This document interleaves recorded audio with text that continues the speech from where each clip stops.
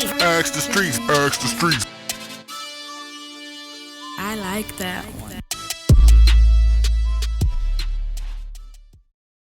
These niggas, they gon' hate on me. Yeah, they all gon' fake on me. They went and turned their back on me. So now I'm gon' make them believe. Yeah, I'm gon' make them believe.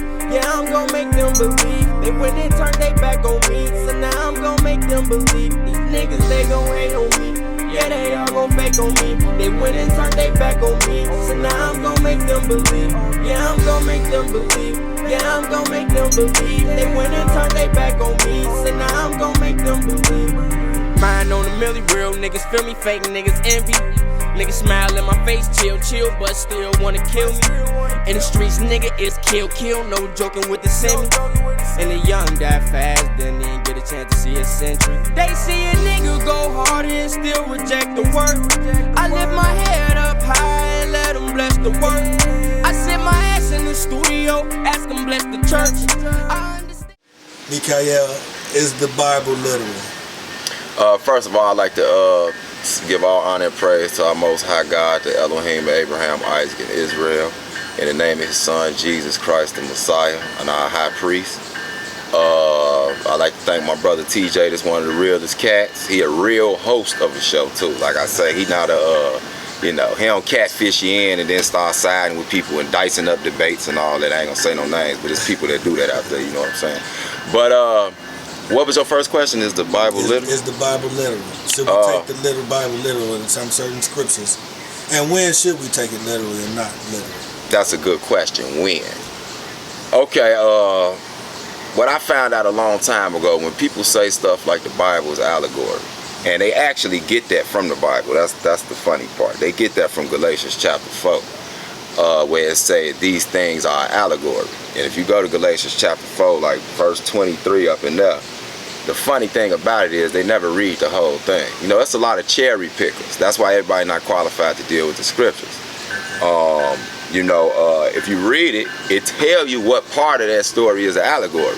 It don't mean the whole Bible is allegory. If the whole Bible was allegory, then, it really wouldn't have no reason to, it wouldn't have no importance to it. You know what I'm saying? So it's talking about the story of Ishmael and Isaac and the mothers of the children, one being a slave woman, one being a free woman. That part is an allegory.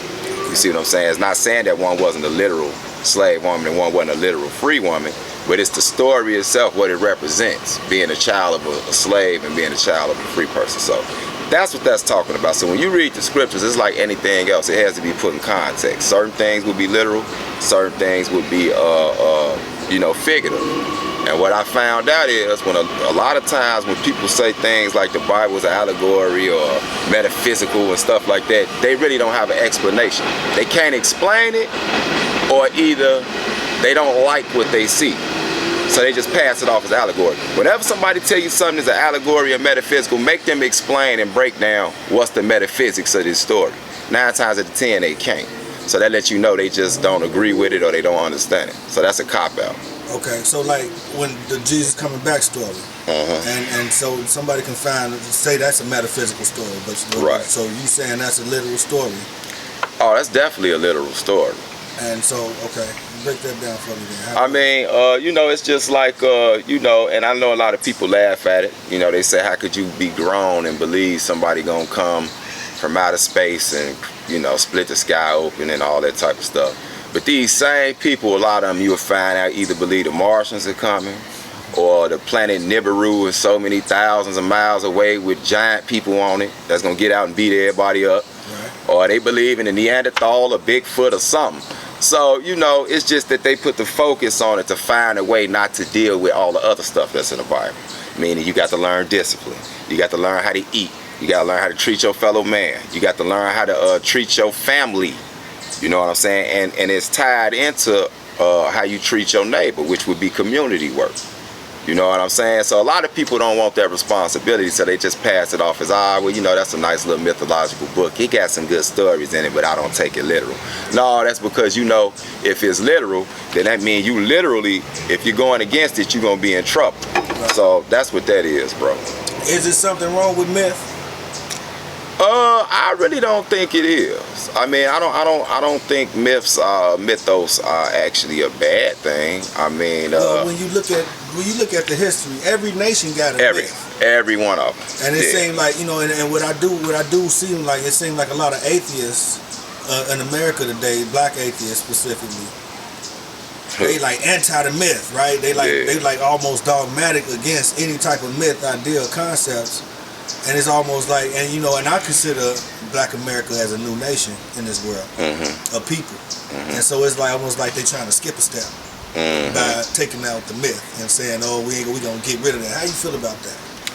Well, you know, it's funny when you even say that word, when you put that black and atheist together, it's kind of like an oxymoron. He says oxymoron. It's an oxymoron, man. I know about the whole atheos, and you know, shout out to my man Robert West too. It's been a while since I beat you up, Ankh. Brother Ankh? Yeah, brother Ankh, man. It's been a while. He used to call me the crazy Hebrew with a perm, hating, man, because my head don't look like his. So I had to tell him one day. Like, oh, it's my beard perm too, brother. I got the same type of hair on my beard, man. But yeah, that's because I used to give him them 3-piece spices in them little chat rooms. You know what I'm saying? Right. But yeah, man, if you look back in history, I said this 4-5 years ago when that whole Hebrew Kemet thing jumped off when I was with the Hebrew War Machine. Okay. And I told them, man, I said, look, you know, what's funny is, let's see, when they try to call something, you know, they say we atheists, ancient Kemet didn't believe in deities, didn't believe in gods, they turned everything to netters, which basically mean nature. Okay. The funny thing about this, if you got any lick of common sense, you would know throughout history there has never been a black ancient atheist civilization ever. You can try to find it, you ain't gonna find it. I asked Uncle them to find this years ago and they couldn't, because all black people has always believed in the spiritual world. We didn't all believe in the exact same way. Some believed in one, some believed in a plethora of gods, but we always knew it was something in the afterlife or it was something in a spiritual type dimension. You know, I to be quite honest with you, I always say that atheism, look at that hoe. That boy crucial, you see that? Yeah, I see. But I'm obsessed with nature. Y'all love animals and stuff. But yeah, man, you know, so when you look back, you're not gonna find that. And I always say atheism is a European birth defect. And yeah, I believe, break that down. I really believe up until the so-called white man, you know, he got his time to rule the world. That's what we in right now. And the thing is, you know, up until he really came on the scene, that atheist thing, or there being no creator, no supreme being, no intelligence in the universe, that thing was unheard of from any other culture, Eastern. It's Western philosophy. Yeah, you could use that. That's Western philosophy. So once that came around, it did seem like it's trying to wipe out and take away the old thought. And my question is, like, how do you think humanity survived this long without Western philosophy? If this isn't the newest thing on the planet, it's real fun. All of this stuff is to be just done away with, like it ain't real no more. It's erroneous, man. It's living in an imaginary world. It's people basically. I go back this way. I have friends that's atheists, and we real good friends. And you know, they really, for the most part, they decent human beings. So we don't get into no type of religious or spiritual debates. You know what I'm saying? I figure as long as they treat they fellow man right, then you know that's between them and the Most High. You know, if he ever turned their heart over to believe and trust in him. But you know, it's really, atheism is a disease, man, and it's starting to infect black people. I've never seen this many black atheists in my life. Disease? Never seen it, bro. You got to treat it, you got to cut it out. Well, like you know, a cancer. maybe it's because the Christian church is running people away. They're getting people up out of there, because I mean, like, that's being broken down. And yeah. Okay, let me be fair though. When the Hebrews showed people that same book that the church showing them, it's like, man, it's the same thing. What's the difference? So what's the difference in that? Well, I would say what I hear from outsiders, not speaking as a Hebrew Israelite right now, when you talk to people, like I've had people that were straight up atheists, or they was at that point where they was agnostic, meaning they just don't know. But they was ready to just throw the Bible in the garbage can. You know what I'm saying? And you absolutely right. A lot of that is due to poor teachers, poor ministers.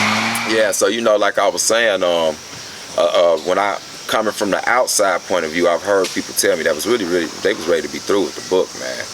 And it, you know, I put the blame on the people who teaching the book. You know, a lot of people are they ill-advised for handling this book. Like they shouldn't be handling it. You know what I'm saying? And it runs a lot of people off. But you know, when you like, so what a cat told me, he said he was ready to give it up. And he said till he seen me break down some scriptures one day. All credit to the Most High. And he said, man, I ain't never heard it talk like that. Like it makes sense. Like it look literal. It look tangible. Right. It don't look so spooky.